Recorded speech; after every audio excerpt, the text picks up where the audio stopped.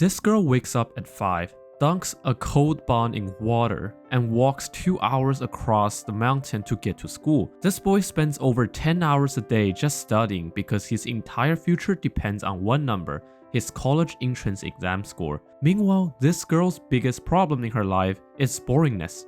They live in the same country, but not the same world. Do you believe hard work can change your life, or is everything decided the moment you're born? In 2009, a director began shooting a 6-year documentary showing the transformation of 3 young people from very different backgrounds. Ma Baijuan, a 12-year-old who lives in a mountain village, Xu Jia, a 19-year-old from low-tier city, repeats his senior year of high school for the 3rd time after a disappointing exam score, and Yuan Hanhan, a 17-year-old who had dropped out of high school in Beijing. Over 6 years, the film shows where each path leads. Every day, Ma Baijuan crosses steep hill to reach her school with a total of 5 students. Her family lives in extreme poverty.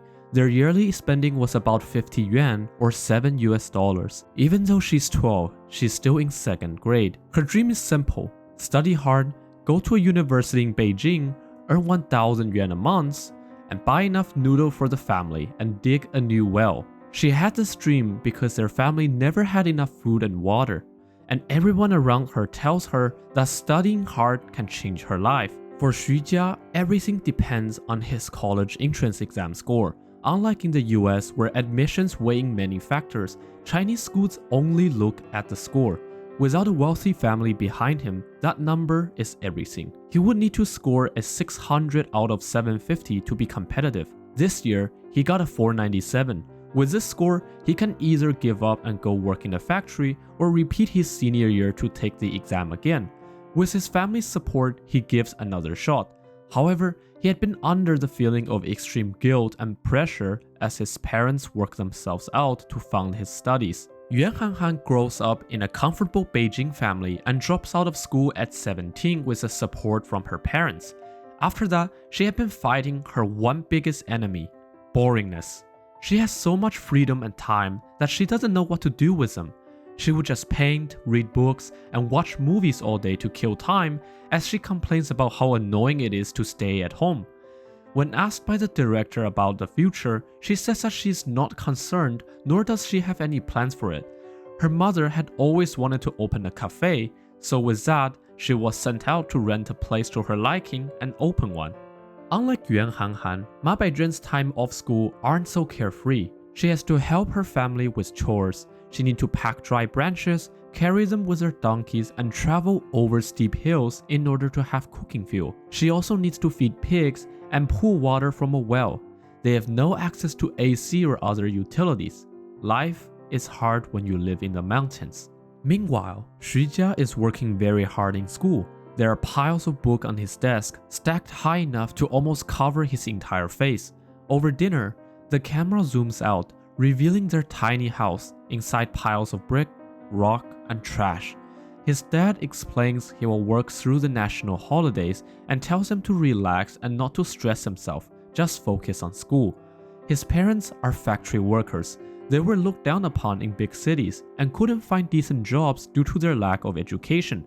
Therefore, his father's biggest wish was for Xu Jia to go to a college and find a good and stable job and live a different life. At this time, Yuan Hanhan had went abroad to study in Düsseldorf in Germany. In her apartment, the table is a mess. Bottles, tissues, a cigarette in hand. She had recently lost her purse and student ID, but even when she FaceTimes her mother about this, both of them talked about this matter in a careless way, as if it was not a big deal at all. 3 years later, Ma Baijuan's family had moved to a better place with the help of the government. Now, they no longer worry about not having enough fresh water and food. However, due to all the changes, she had completely dropped out of school. She's 15, but still couldn't do basic math or read. The local elementary school offered to have her enrolled, but she found it too embarrassing to sit with much younger kids. So she went to the city to find a job. She would go to the stores, restaurants, and hotels, but was soon hit with a harsh reality. 你都会啥？现在已经开始辍学了，没上学是吗？没有，参加过工作了没？没有。你现在这么年龄这么小，为什么不上学了？就不会想那么细想。你目前的状况，你可能洗碗的话都没人去要，你知道，一个你年龄不到，啊，对不对？就扫地呀，这些。关键是我们这边确实不扫地，这边现在都是地毯，也不用你扫，会使用一些先进。像我们前台这边，你要必须学会电脑操作这边才能工作。楼上的这边嘛，他们还要学会一些专业的知识，也是后才能工作。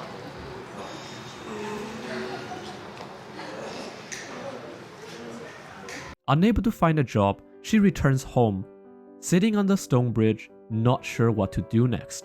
As someone who just left her rural village not long ago, she doesn't understand what she's done wrong, and nothing is working out for her. As for Xujia, his father had passed away while he was studying. It had been very painful for his family, and he vows at the graveside that he'll get into a college and bring the admission letter to his father. With this determination, Xujia performed well on the college entrance exam and was able to get into a good university. It was a new beginning for him as he now has a chance to climb upwards. He studies hard in university, actively looking for internships and jobs before graduation. But out there, it was another harsh world. He applied to dozens of companies, and the job market was so competitive that he would rarely get any replies or make it to the interview. He was rejected over and over, but he didn't give up. He knows that the world is unfair, but he believes in himself to make a difference. Finally, he secured a job at an electric technology company. Even though he said that signing the work contract felt like he had sold himself, but he had done what his late father had always wanted him to. Not long after, he got married. He told the director that he did this so that his mother would feel more assured as he has established his own family, and that she would no longer need to worry about him. The three of them sit together, looking through the wedding albums, with so much happiness in their eyes. 不能在那个黑哟。不是，傻得很。笑得很。Xujia told the director that he had been dating his wife since they were both in college, and now that he has a stable job, he feels that he should step up and take responsibility and give her a home. After a brief time together, Xujia and his wife leaves their hometown and is on their way to work. He has came a long way. Yuan Hanhan returns from Germany and interns at an art museum in Shanghai. She told the director that she chose to come back to China because Germany was too boring for her. She wanted to live a life where she could be constantly traveling from one place to another. Regardless, she still has no plans regarding her near future. She just wants to see what everyone else is up to. Around 2014, the director was no longer able to contact Ma Baijuan, so we don't really know what happened to her. However, toward the end of the documentary, the director left a note that on May of 2014, Ma Baijuan had married her cousin, and that year she was only 16. A year later in 2015, Yuan Hanhan had registered an art investment company in Beijing. In the same year in October, Xujia is still working in the same electric technology company that he initially signed contract with. There's no happy or sad ending for this documentary, it just ends when the film ends, but the lives of those continue. I love these stories because they aren't about the rise of some CEO or geniuses. Those people in the film will most likely never become someone that impactful, and there's no dramatic twists. But I think that's exactly what makes documentaries like this great. It relates to people, it feels more real, and it feels closer than those once-in-a-million stories. I did some further digging after watching the film, and I found an interview of the director. She talked about how we all live in the same world, but the life is completely different. Most of the time, people don't know what each other's life is like, and they can't even imagine the difference. She once showed Xujia a cut of Yuan Hanhan's life in Beijing and asked what he thought. He said he knows inequality exists and accepts it, but he'll work hard so his kids can live like her. I find his words very powerful because despite knowing the differences, there's no judgment or anger, but only understanding and acceptance.